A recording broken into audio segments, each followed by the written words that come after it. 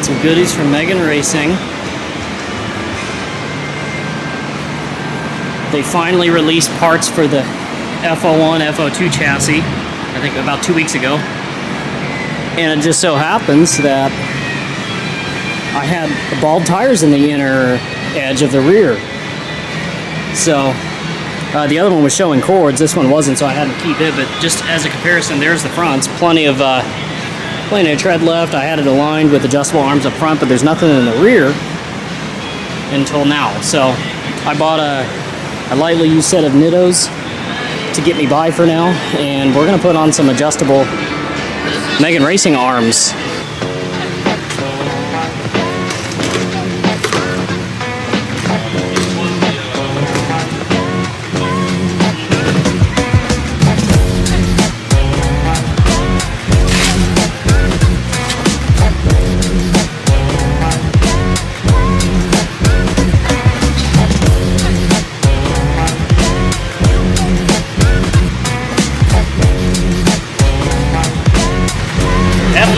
Yeah,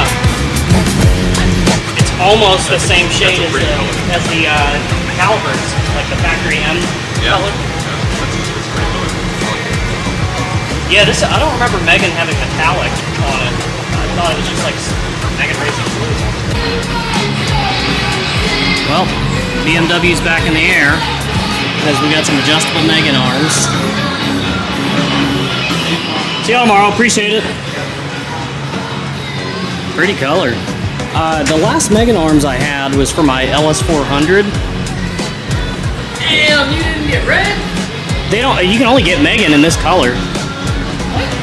So I've only. Yeah, my only other experience with Megan so far has been the arms I put on the LS400, and they were just like a really nice gloss, like almost royal blue. But these have some metallic flake in them. So I don't, maybe that's a new color, or they only do that on BMWs because of like the M calipers. Oh yeah. It looks pretty close to the M caliper. All right, so these are gonna be the adjustable camber arms, and these are gonna be the adjustable toe arms. So camber arm goes up in there, curves around, and that allows you to adjust your tilt in and out. And the toe arm is down here, and these are adjustable from the factory. In fact, this is why we fired Firestone as one of our main alignment shops, because they made an adjustment here, but didn't adjust up there. So this is your factory toe adjustment. You know, tilts the lower control arm like this. So they touched this adjustment, but didn't do anything with the camber, which was my main focus, and I found it, and then they lied to me about it, so it was a whole thing. Anyways, that's why we don't use Firestone anymore. So I'm gonna get started on yanking all this stuff off.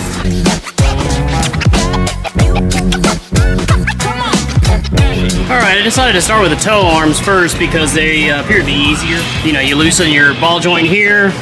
There's a captured nut holding that back there, so you don't have to worry about getting a wrench back there.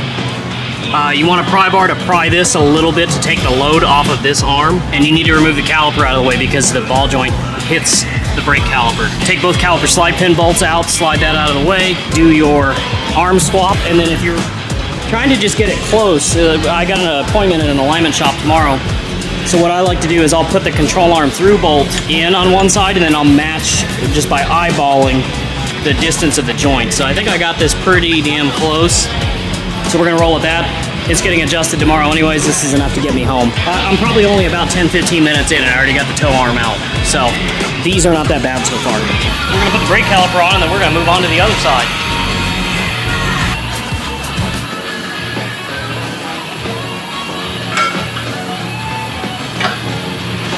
Don't forget to grease your caliper slide pins.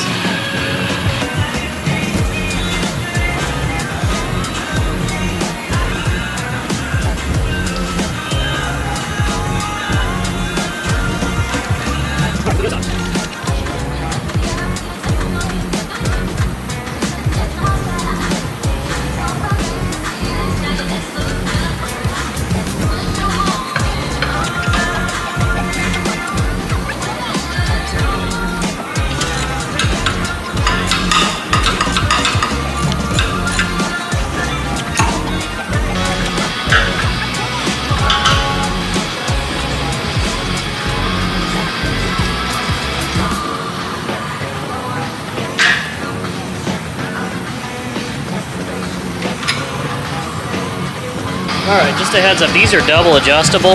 The tie rod can spin in and out, but also this can spin in and out. You only have a limited amount of range of adjustment on the sleeve, so account for that if you're having to lengthen it to your arms. Don't let this be your only adjustment. On the passenger side it was fine, I only needed a little bit, but on the driver's side I needed a lot more.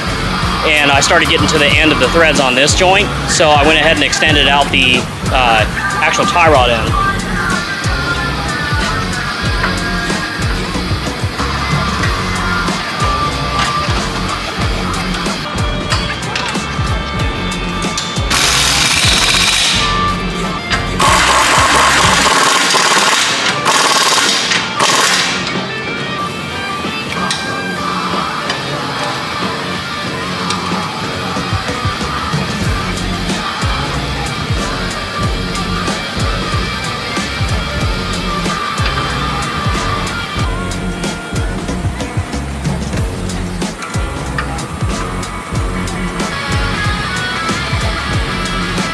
So anyways, this center collar actually adjusts both angles. It's a dual adjustment.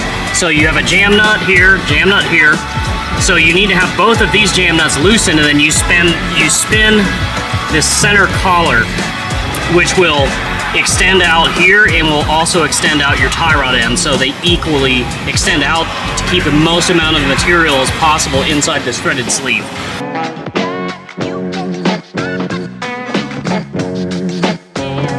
Alright, we're going to see if this is a little more difficult than the main camber arm, which so far it doesn't look like it's going to be terrible. Just a bolt here.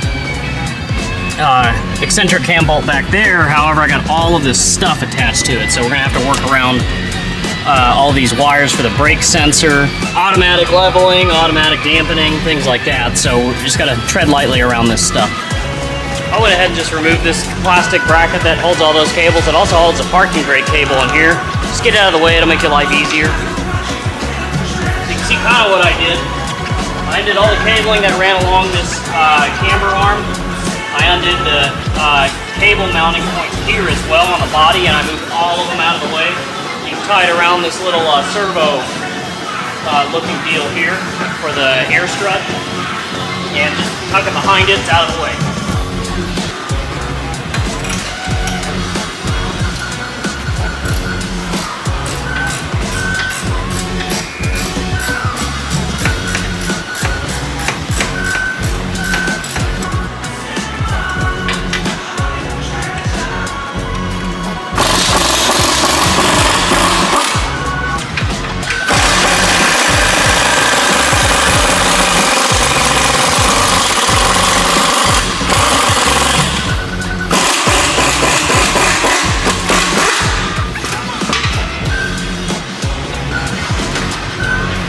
A long one. It's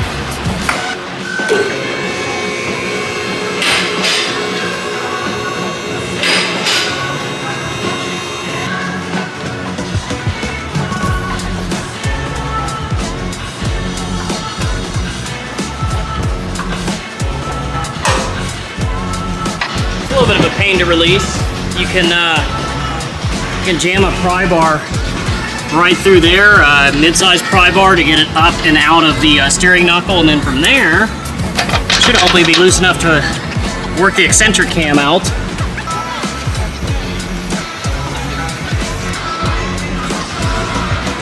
Came out like it was nothing. Kind of an interesting design for an eccentric cam bolt. I've never seen, usually it's just a half moon shape, but that's kind of like a four-sided, looks like a Pac-Man ghost. Alright, the arm is out. Honestly, it wasn't too bad. So yeah, just match your, yeah, once you get it lined up, put the arm back in. Alright, all my guys are gone for the day, so I had to improvise. Ideally, if you can get a helper to twist the wheel back for you, you can get that eccentric bolt in, but since I'm by myself, I gotta think on my feet.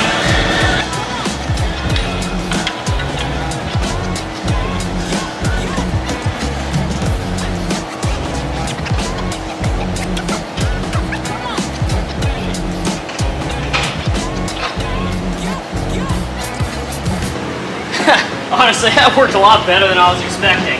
I got this jammed in here like that. This is just a attachment from a slide hammer. Hell, you could rent one of these from O'Reilly's or AutoZone, and then all I did was jam this behind my leg and just pry back while I lined up the eccentric bolt over there.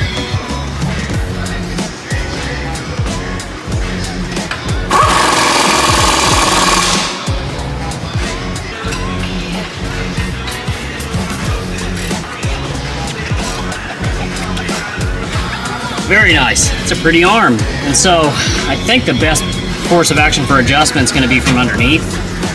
We're about to find out. Yeah, it looks like we got a straight shot at everything here. So I'm not going to make any adjustments to it tonight because I want to drive it home. And I don't want it to be too far off. I mean,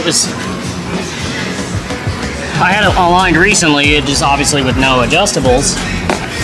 Couldn't get everything in spec. I'm just gonna put it as close as I can. Drive it home, drive it straight to the alignment shop in the morning. Get it aligned. Let's see how our cable bracket fits. Well, the Megan control arm is definitely thicker. Yeah, so what I'm at, this one will snap in place barely.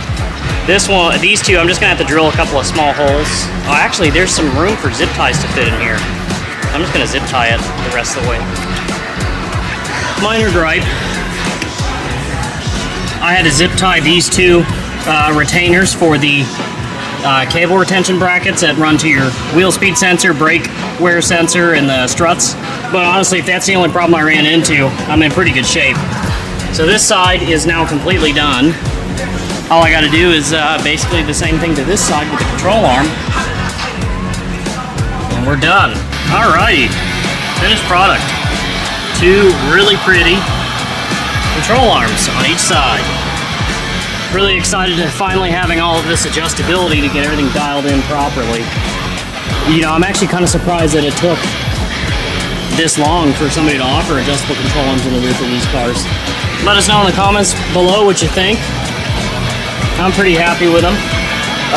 Again, this is another one of those areas that, I mean, we are a dealer for Megan Racing, so, you know, if you guys want to see, you BMW fans want to see more BMW parts, between the lowering springs, we're a vendor for several different coilover brands.